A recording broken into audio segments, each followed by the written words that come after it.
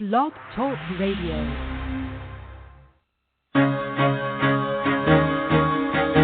Carol the Coach. Sex, love, and relationships. We talk about it here. Carol the Coach. Compassion with contemporary relevance. I am a psychotherapist. I can be your personal life coach, and I can help you with your issues. There are no problems too small or too big. You can talk about anything. Speaker, columnist, radio TV host, and commentator. Carol the Coach brings messages of wellness and empowerment within reach of everyday people every day. Almost 5 years ago, I lost my soulmate in an accident. He was killed in a plane crash. Life just, for me, has seemed to stop. There are groups all over the city. I teach one. It is a specific way to start thinking so that you shift how you see the world, which then shifts your energy, and then you feel better and you actually see things differently. Carol the Coach. Always available, too, at carolthecoach.com. Now, I've got Russell on the line. I'm 47 years old. I'm a truck driver. I'm married. I have a wife in San Francisco. Okay. I haven't been home in 6 months. My thing is, I don't know if I have a sex addiction or what the problem is. Why do I want what I can't have? And as soon as I can have it, I don't want it anymore. You're right on target when you say, I don't know if I have a sexual addiction. Well, guess what? Yes, you do. And you know what? That's my specialty, Russell, so you're at the right place. Continue. I meet women online, and I'm in a different part of the country. I travel all 48 states, so I love sex. I hear self-esteem issues. You never felt good enough, and you didn't feel like you were getting what you should have then, and you're reenacting that now. Do you want to change that about yourself? You get what you need. Oh. Hey there, I am Carol the Coach, and what does that mean, to reenact something? You know, if you've been traumatized as a kid and you have experienced some sort of abuse, neglect, then what typically happens is, if you've developed some coping skills that have ended up being maladaptive as an adult, you reenact that same trauma until you work through it. So I don't want to tell you that your sexual addiction is actually a blessing, but I do want to say that although it has created great havoc in your life, it is something that can make you stronger and can get you to the point where you adapt and adopt coping skills that will make you the best person possible. And that's what we're talking about tonight on Sex Help with Carol the Coach. Hi, I'm Carol Jurgensen Sheets, and it is Martin Luther King Day, and I hope that you are enjoying a wonderful holiday off from work.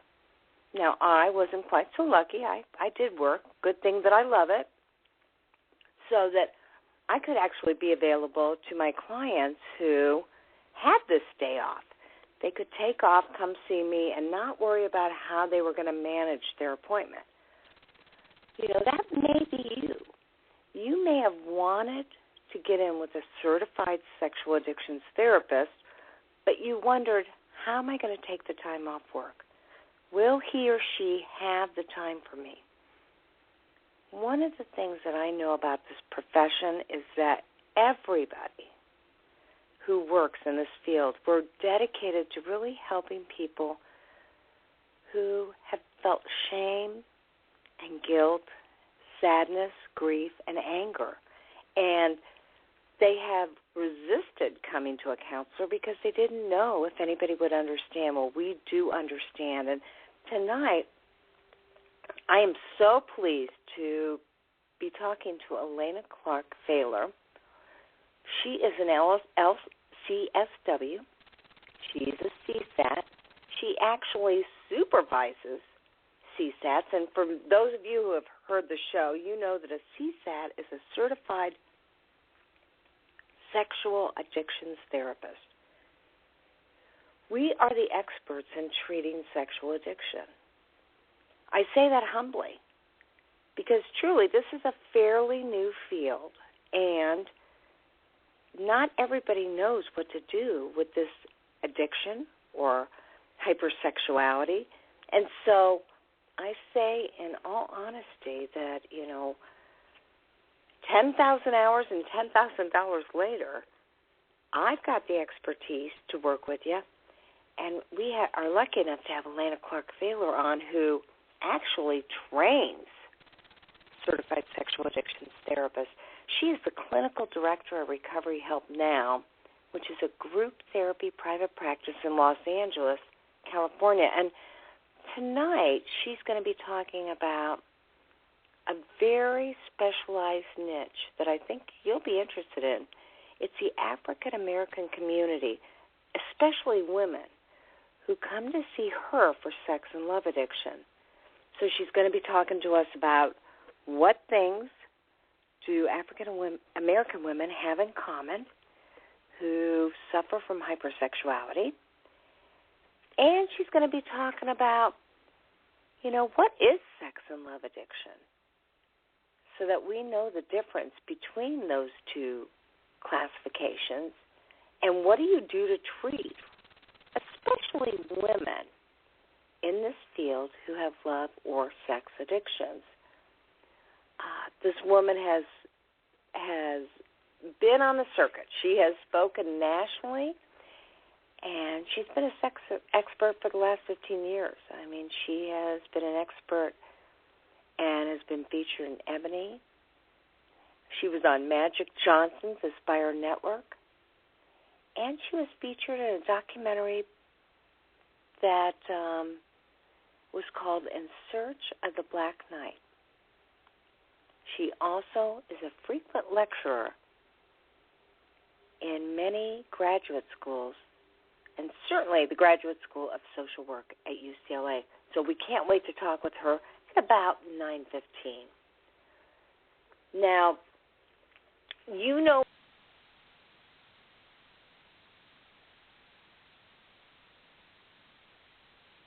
you have a question, that number is 646-595-3284.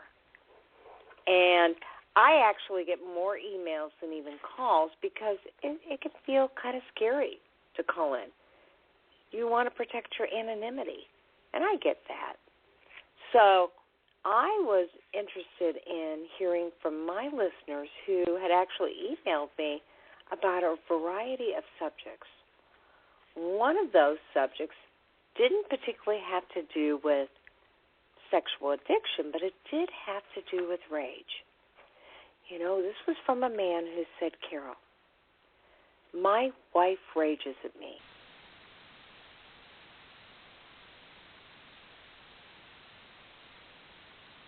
Anything that has to do with our household, she will go back to my sexual addiction, and she will call me names that have to do with the old me, the me that participated in ongoing affairs with others. What would you advise me to do? And that's interesting because clearly I believe several things. I believe that we end up marrying people who actually will help us to heal old wounds.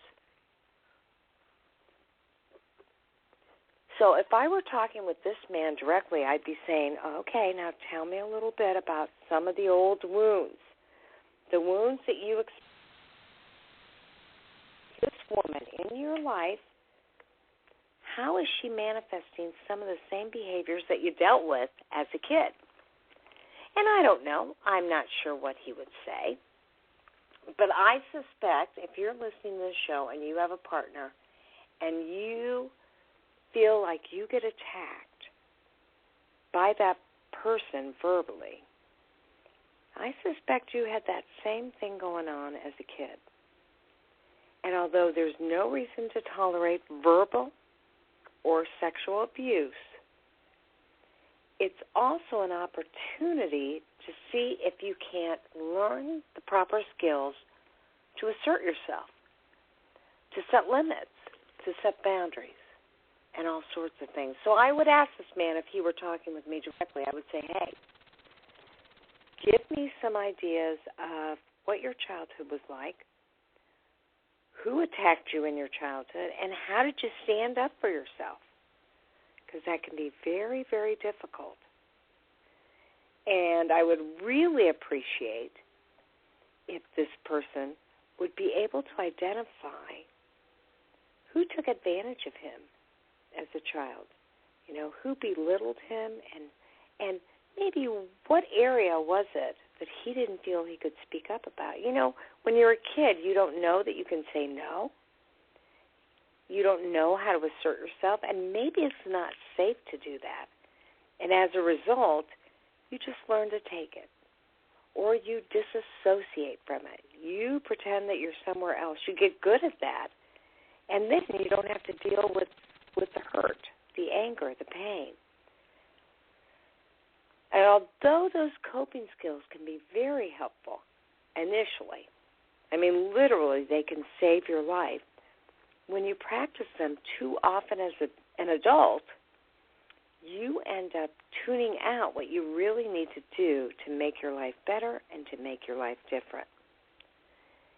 And I always say that, you know, that the defense mechanisms we use as a kid are often the very thing that we need to take a look at and find healthier coping mechanisms as an adult.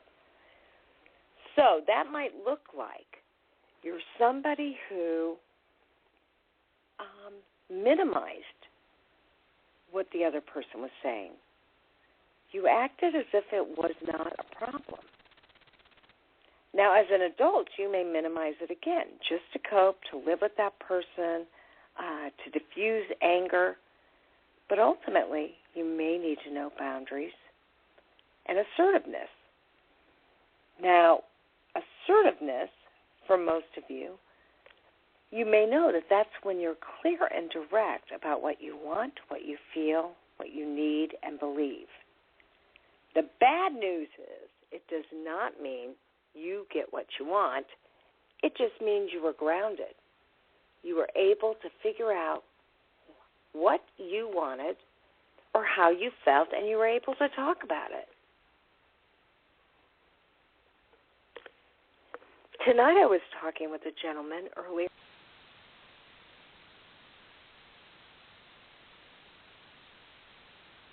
It involved their child and the safety of their child. And he said, you know, I will not participate in anything that jeopardizes the physical safety of our child. And he was steadfast about that. And boy, I agreed with him. However, what I know to be true is that in his process of saying, I will not allow you to put our child in harm, he talked to his wife like a parent would talk to his daughter. He did not give her any room for negotiation to be heard. And as a result, they power struggled. Does that sound like your marriage? Where you power struggle with your wife or husband because you are not willing to compromise a value that you feel is very important? Well, that's the opposite of assertiveness. That might look like aggressiveness. And so, you know, I really want you to think about it. What is your delivery when you're talking to people that you care about or people that you work with, people that you have daily interaction with? You know, it may not be the message you're sending, but how you're sending it that tends to get you in trouble.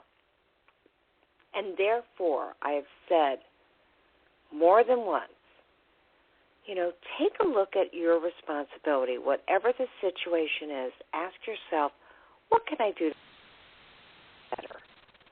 How can I be authentic and transparent and honest, but at the same time, not push people around, not intimidate them, not threaten them, or what so many of you do is you get quiet and you don't talk about things and you walk away. And that doesn't work either, because that does not teach your partner what it is that you need and that there is a good opportunity, no matter what the conflict is, to work things out. You know, in a healthy relationship, compromise and negotiation are very important, unless you're being physically or verbally abused.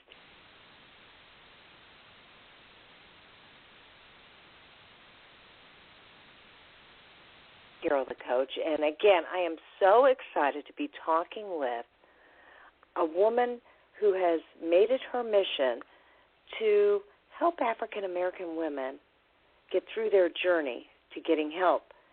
So, Elena Clark-Fahler, welcome to the show. I'm so happy to be talking with you tonight. Hello. How are you? I am excellent. And more importantly, happy Martin Luther King Day. I mean, this is a national holiday that we're all celebrating, huh? Yeah, it's really exciting. I mean, it's a day that really honors, freedom, and it's a blessing to have that, and really to be able to speak the things that a lot of people, have been suppressed. And this is an opportunity tonight to talk about things that are very difficult about for Black women to talk about. I mean, coming into a therapy office and saying, I'm struggling with a sexual dysfunction or a sex addiction, it took something this powerful, Martin Luther King, for people to feel a sense of freedom and to be able to come and talk to someone and not feel shamed or not good enough. And so I don't know. It's a powerful day, and it's a powerful subject to talk about today.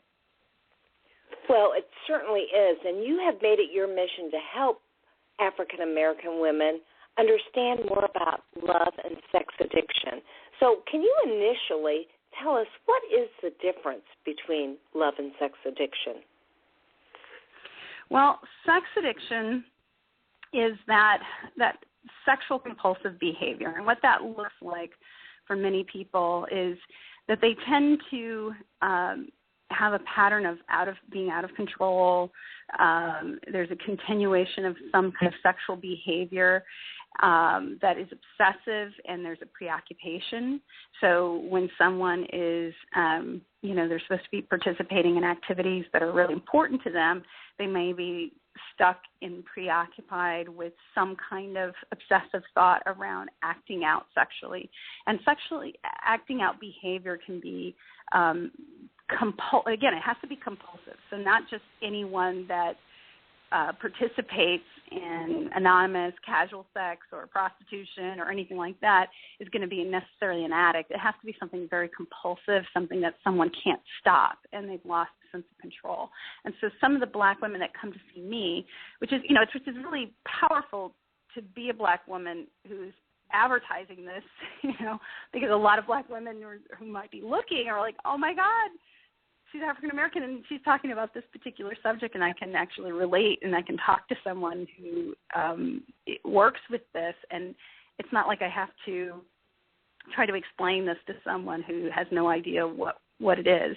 But some of the issues that African American women come to see me for might be constantly getting caught up in anonymous casual sex, like getting drunk and participating in some kind of sexual activity. Sometimes that doesn't involve substances. It can also be addicted to the sex industry. Some individuals who are trying to really get out of the sex industry often see me, and it's hard because, they make money and they're really trying to get out of it. There's individuals that come to see me that are participating in some kind of online sexual behavior, if it's webcamming, or doing some kind of sexual avatar or sexting. That's a big one, doing sexting. So sending, pictures that are pornographic to partners and doing kind of like sex talk. But again, not everyone that does that behavior is a sex addict, because I'm sure there's lots of people that are like, ooh, going to play around with sexting, and that's fine. It's when it's compulsive and they're doing it to the detriment of either their relationships or, it's their life is falling apart and it's becoming out of control, if that makes sense. Absolutely. And, you said it earlier when you said it really seems to interfere with their natural functioning. I mean, in my experience, they are taking away from their family time. It's interrupting their work time. They don't like who they are, or they feel a lot of guilt and shame about those behaviors, and that can help delineate whether it's natural behavior or behavior that is out of control and obsessive. So, yes. How did you get interested in the specific field of sex and love addiction? Okay. Well, I didn't even describe what love addiction is, and I'll definitely tell you about how I got into this work. But there are people who are both love and sex addicts, and what a love addict is, and I think many clinicians would say that it's more like an attachment disorder, or someone who has had a very like an abandoning parent, and they keep playing out the same thing over and over. But basically what love addiction is, it's an overwhelming desire for another person to the detriment of the aspects of their own life, like their work, money, family. So they are so captivated with feelings of romance, intensity, and sexual desire. They feel like their identity and their reality is based off their lover's reactions. So if this person stops loving me, doesn't want to return my calls, it means that I'm worthless and horrible. They have difficulty like having their own individuality, acting without boundaries. And again, in many ways, anybody that falls in love becomes a little crazy. I think in many ways, anytime we fall in love, it's like a socially accepted craziness. But absolutely, when someone, so the thing is though, is a love addict is someone they're addicted to that rush, that high, and they just keep getting into the same kind of intense, dynamic relationship. A lot of people with domestic violence that are in domestic violent relationships are classic love addicts. People who are just completely, will not leave this relationship that is so abusive and hurtful, but they're just so plugged in and not wanting to let this person go. So they can even have unwanted sex, be preoccupied with fantasy and obsession, be in a lot of destructive relationships. They're just kind of in love with that honeymoon phase. And even these folks will say that they describe that feeling of euphoria and excitement of being in love as like even interpreting sex as love. And they love addicts that use sex to attach even further, or are they love and sex addicts? People can be love and sex addicts, and people can be just love addicts. Now, what would make someone just a straight-up love addict is someone who's just captivated with fantasy.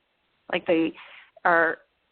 they're completely attached to this sense of fantasy and excitement and euphoria.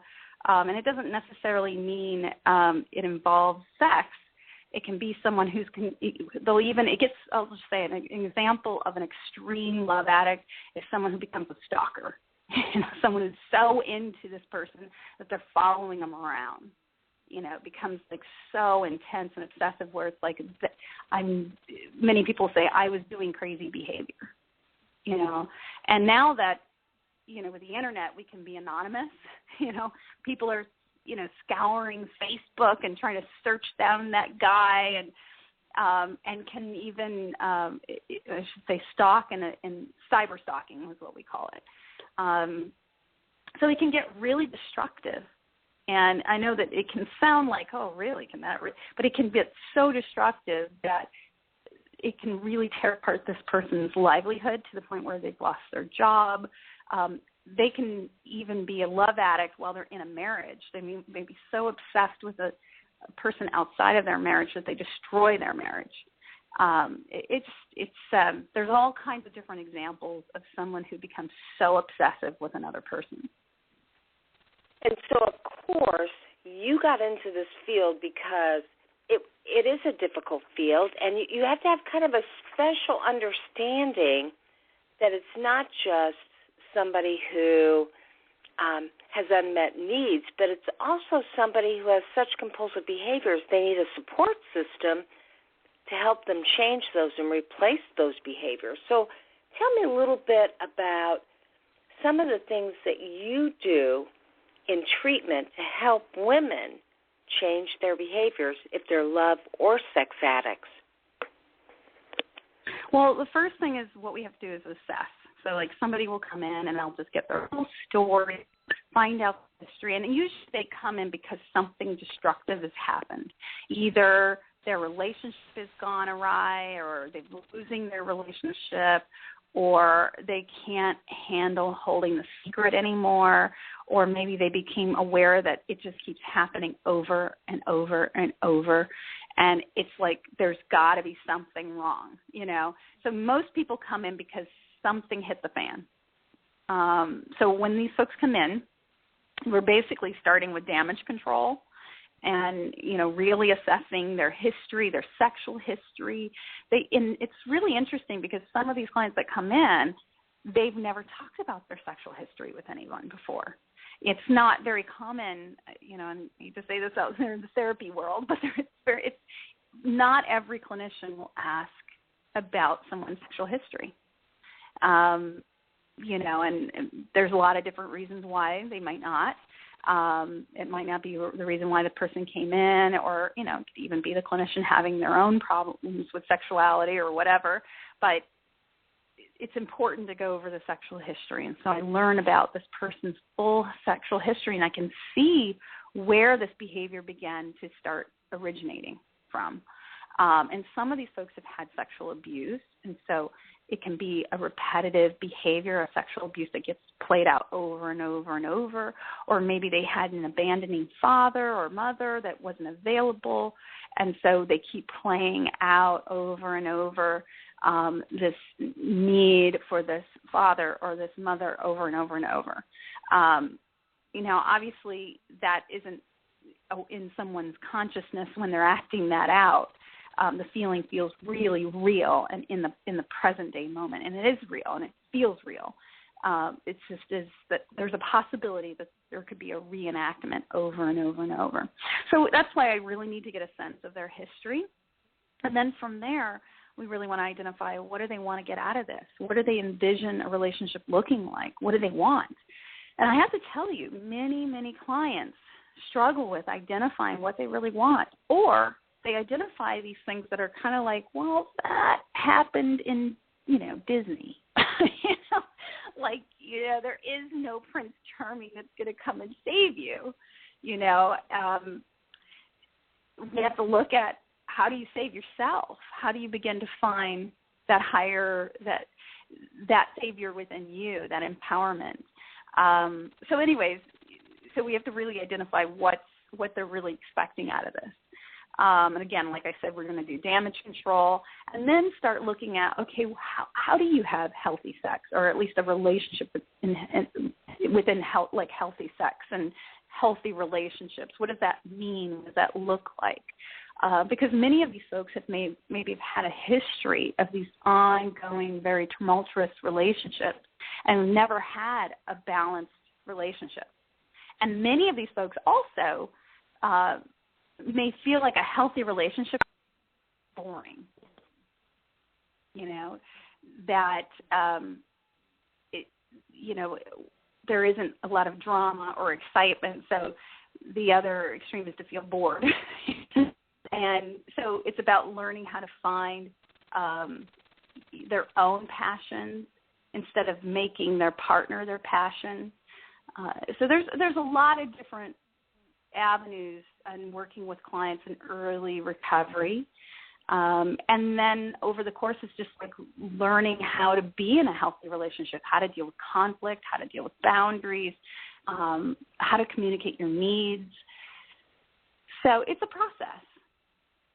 Okay, so then what might somebody look for to develop that healthy sense, since you said, you know, they may need to find other ways of doing that as opposed to looking at their partner? What might be some avenues for them to look into so that they really do get a better sense of themselves and develop healthier boundaries and healthier avenues for self-care and excitement and stimulation? Well, I think that for many people in recovery, it's about learning what their passion is. You know, I think that when people have a sense of purpose and passion in their lives, something really shifts and changes. I think that something goes awry when there's disruptions in relationship and trauma, that people start to use, many of the clients I work with start to look at this individual as their meaning and purpose in life. I mean, I think, you know, even as a parent, I'm a parent of 2 children, and I love them. They're amazing. I have to have something even beyond my own children, you know, to have a sense of meaning and purpose. You know, of course, one of my purposes in life is to be a mother and to be available to them. But I also have my own personal meaning and purpose, and that is to provide service, you know, but also to, like, live a life, you know, worth living, to travel. I mean, I have all these other kinds of goals and things that I'm excited about. And for many of these folks, there isn't a lot of stuff going on. There can be a lot of boredom.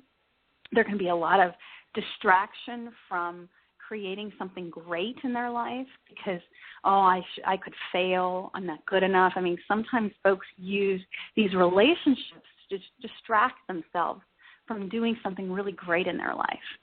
And so we start to look at, what have you been avoiding? What have you thought that you could never do?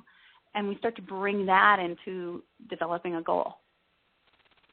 Okay, so what might that look like? I mean, even you said you love your kids to death, and yet you have to find your own purpose and passion.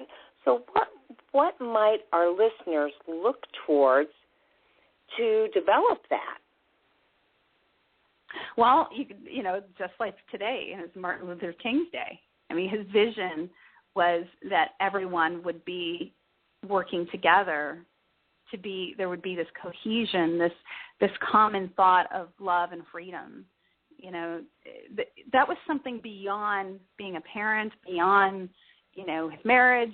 It was a vision that he had, and he knew that all of us could create that.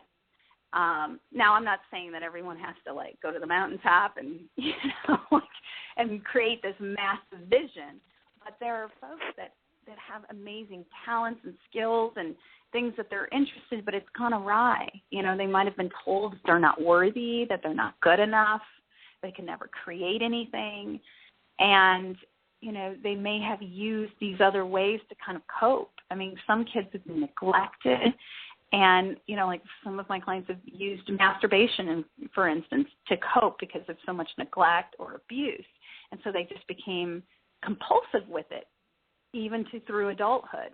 And it's like, well, there are other coping skills. We have to learn other coping skills. You can't just go to that as your go-to. And we also have to look at, what are you avoiding in your life that you really want to create, and what are the thoughts and the feelings that are associated that's keeping you from that. And, you know, so there's a lot of encouragement that I do. I do a lot of work with building people up, but also keeping in mind that we develop goals that feel attainable.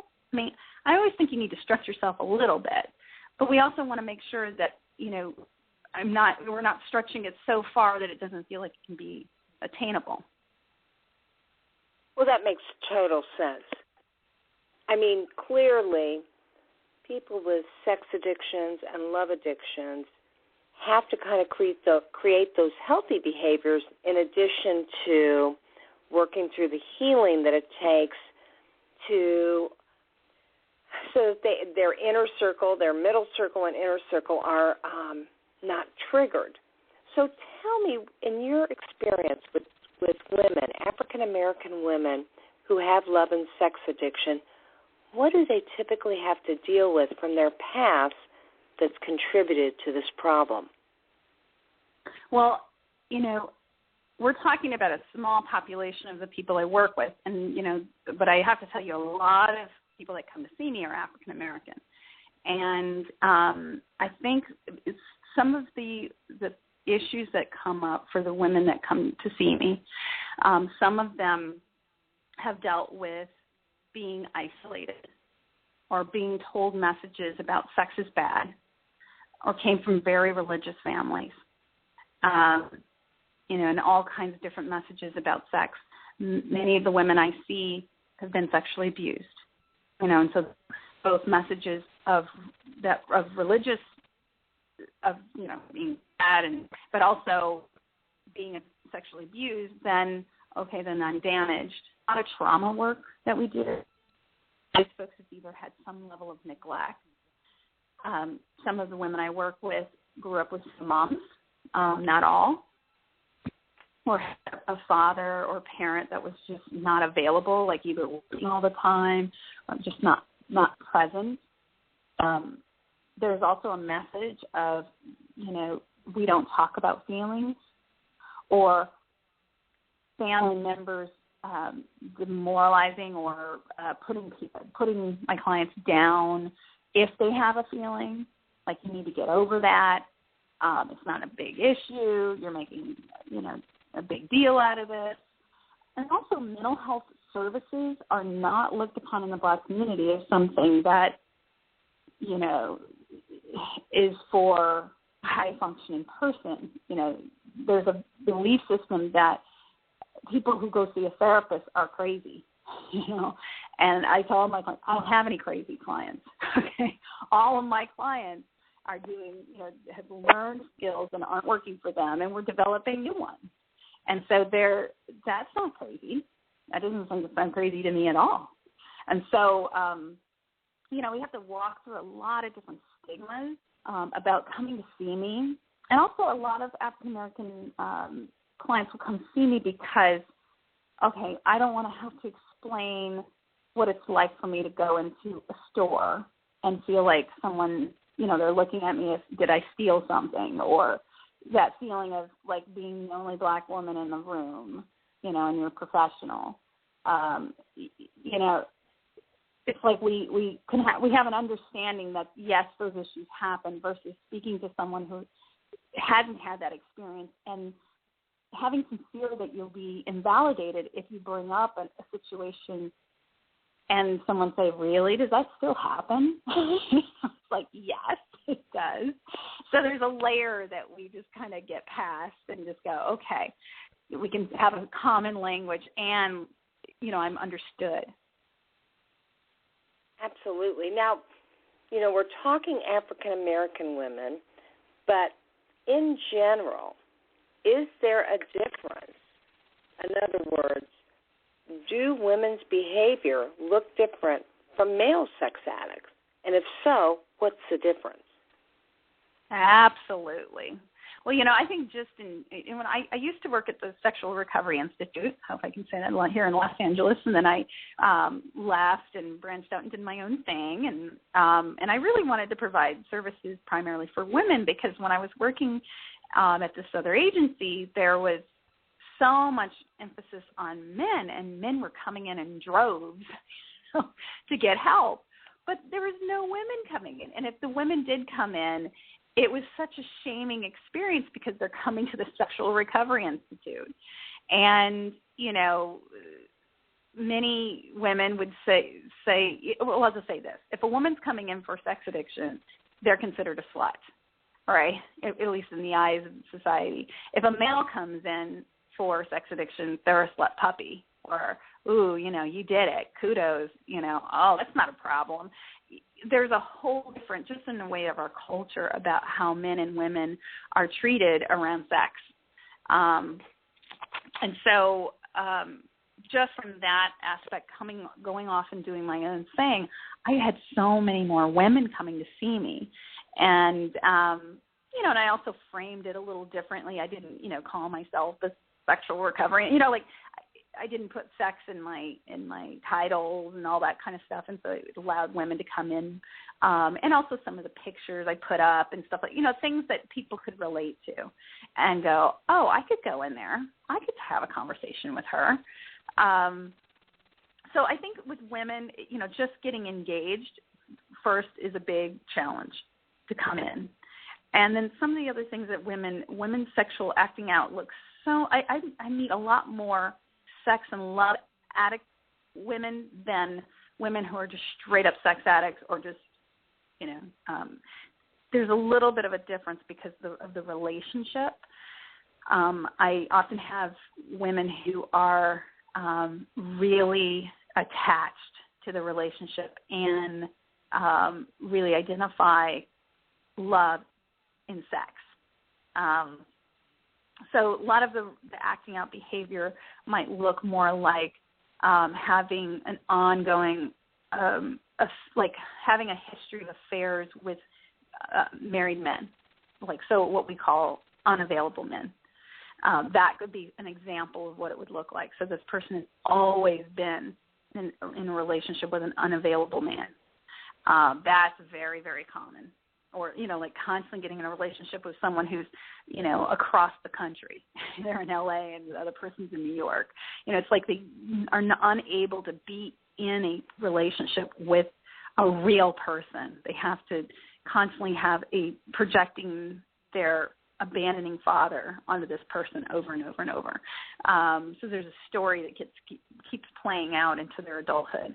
So I see a lot of that. I see a lot of fantasy. And,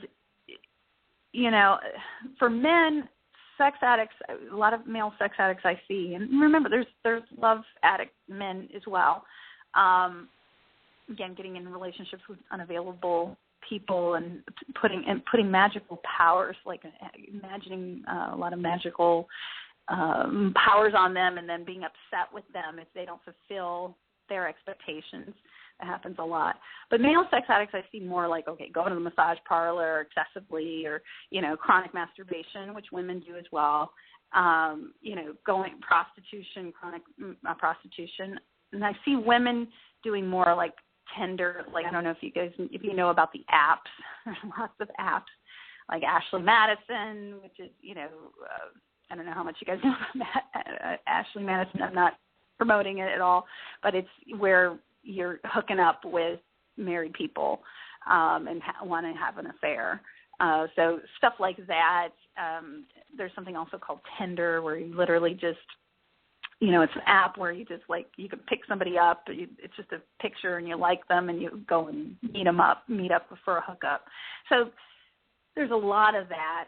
Again, sexting, stuff like that. So it just looks, I think men tend to have a lot more outlets with, going to massage parlors and prostitutes. You don't see as many women doing that. But if anything, you see women being the person who's in a sex industry that she can't get out of it. I definitely get clients who are high-end escorts and just can't get out of it, partly because of the money, but also they may be playing out possibly sexual abuse that they had, and just over and over and over, and just, So it's again, there's so many different types of stories, but I hope that helps to give an example.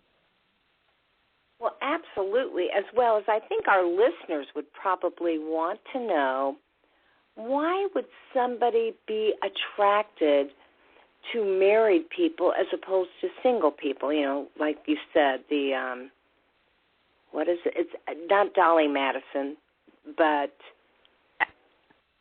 Yeah, that's Ashley Madison.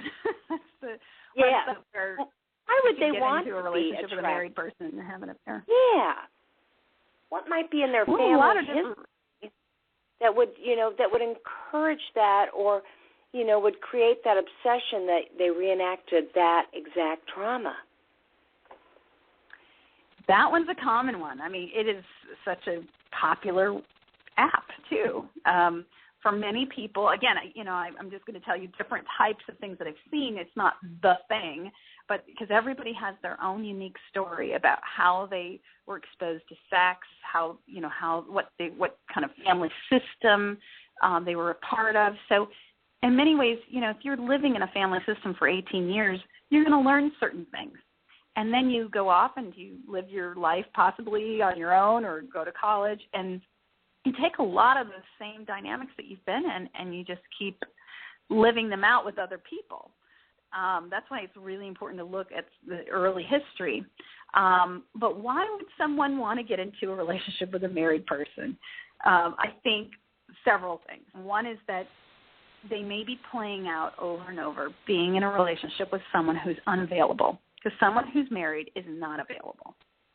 Someone who's acting out and when, again, this has to be chronic and obsessive and compulsive, okay? So someone who just has an affair is not a sex addict. So we want to be really clear with that. Just people who have, involved with infidelity are not sex addicts. But people who constantly escape through affairs or constantly get into relationships with people who are unavailable are playing out some kind of early dysfunction of something. And so being in a relationship with someone who's unavailable, they may have had an unavailable parent that was never there, and they were always, and just imagine if somebody's really far away that you see and you long for them, what do you want to do? Well, I would think that if you had a parent who was unavailable, because ask that question one more time. So my question to you is, like, when you see someone far away and you're like, ooh, I'm very attracted to this person who's far away, what starts happening inside of you? I think there's excitement of what can I do to capture that person? What can I do to captivate that person? Especially if I have a lot of unmet needs from my childhood. Then it drives me even further to want to achieve the end goal of capturing that person. So what I hear you saying is the people that go for married people that are unavailable probably had unmet needs as a kid, and they keep reenacting the trauma. They keep trying to find unavailable people and captivate them so that they can feel whole, like they would have if they had been. Yeah. And it just keeps playing out. That makes a different player each time. Yeah, our listeners don't always understand that, and I believe that's an important component to, what is driving you. We have a lot of partners that listen to this show, and they don't know why their husbands or wives go after married people.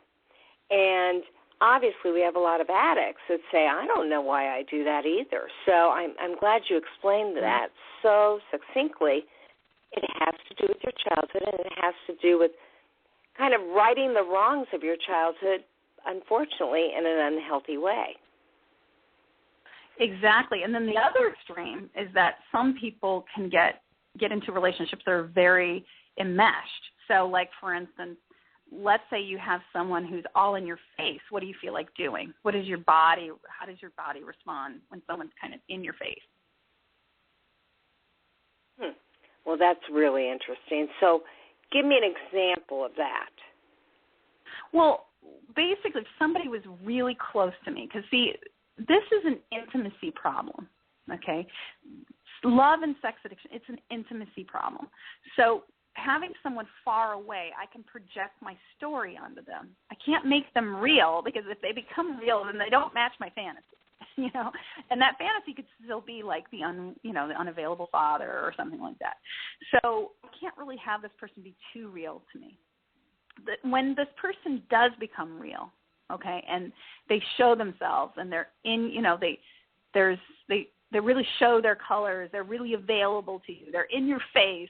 That person who's struggling with sex and love addiction can often want to push that person away, because now they feel smothered and they feel overwhelmed, and I didn't want to know all that about you. And I didn't really want you to be completely like there. There's this response of feeling kind of suffocated. It's interesting. The more that that's why falling in love is so exciting, because it's like you don't know this person. You've made up things about this person. You're excited about this person. You're really like, oh my God, I just love this person. They're so amazing. I'm going to eat them up. But then when you've had so much of them, you're like, oh, he's driving me crazy. I don't want to see him. He's too available. He's too nice. I can't stand his voice. These folks can have a difficulty with regulation. And so many of these folks were also in the relationship after the honeymoon phase. So once they really get to know this person after the first 2 years, because they say that the honeymoon phase usually ends somewhere between the first and second year. And then after that second year, you're really working with a real person, someone who might have debt, someone who you start to learn more about who they really are and what their job is like, or maybe you're bored, they become more real, and then it becomes too much. So that's a common issue that comes up for these folks as well. Well, that makes total sense. And do you feel like there is a difference in African American women and women, Caucasian women, for example? Do you feel like their needs are any different? Absolutely. I mean, I think, well, obviously, I think we just have some human basic things that we all have, that are, that go beyond the color lines and ethnicity and culture. But then there's actually things, messages and experiences one has being of a different culture. I mean, Black women have high percentage of HIV. Black men are the highest population of HIV, and it's based off the Department of Health and Human Services in the 2007 findings is that Black women are 15 times higher than white women to have HIV. So, what does that mean? But that's something that affects the Black culture, the Black community. There are also many Black women who are not married. And I was looking at some stats on that, on marriage. See if I can find it. But facts about marriage is that 45% of Black women in the U.S. have never been married, compared to 23% of white women. And that was in the 2006 census. Black women are least likely to marry after divorce, according to the Washington Post. There are many Black women who've also been raised by a single mother. And there's also messages of Black pride, having a pride and being, a strong Black woman, that you can do it on your own. You can do this with hard work. You can be better than a man. And many Black women are in the professional world, a lot more than Black men. There's a lot more Black women in professional roles than Black men. So, of course, they may also begin to develop relationships with other cultures. So there's a lot of things that affect Black women that are different than other cultures. And so those things do impact the way that Black women may look at their sexuality or their relationships. And there can be issues around trust. And then, there was, early on, let's see this. Early on, there used to be a lot more. I actually have a fact here. When Martin Luther King Jr. made his famous speech, "I have a dream," 70% of Blacks were married couples. And in 2002, that number dropped to 48%. And that's from the Washington Post. Well, and I would wonder what that was about. Why do you believe that difference? Because that's huge. It's huge. It's huge. And, and again, I'm not an anthropologist here, but a lot of things could be. It could be introduction of drugs into the Black community, which dismantled the family system. In many Black families, it was multi-generational, where you'd have, your grandmother down the street. Sorry about that. You'd have your grandmother down the street, your grandfather. I mean, you were part of a large community. So it wasn't just your parents you could rely on. You could rely on a larger community. And then, many Black communities, drugs entered into those communities, liquor stores. I mean, all kinds of things that would dismantle the family system. And I'm sure there's a lot of different theory about why that happened or whatever. And a lot of black men are in prison, and that's a fact that we can't deny. So something has changed in the structure of the black community, which will affect how black women will look at their sexuality, their relationships, their partnerships, and what they might have been subjected to. And there's, there can be also a lot of abuse, especially if you're a single mom and raising kids. You're not always there. You're not always available. And there can be an abandoning father, like someone not available. And then here we go. We've started the system right there. Absolutely. Now tell me, how does an African-American woman develop a healthy relationship to sex and relationships? What does the road look like to moving forward? What do you advise? Well, what I would advise is you've got to talk to somebody. I think it's really important to not depend on your own self. I mean, we do best when we can reach out in the community and connect with the community. And it's important that you are able to reach out to a community that you feel safe. And so speaking to a therapist, speaking to pastoring, but I have to tell you, some pastors would not be very open to talk about sex or be supportive. So you have to be very mindful about where you're going so that you can talk very openly.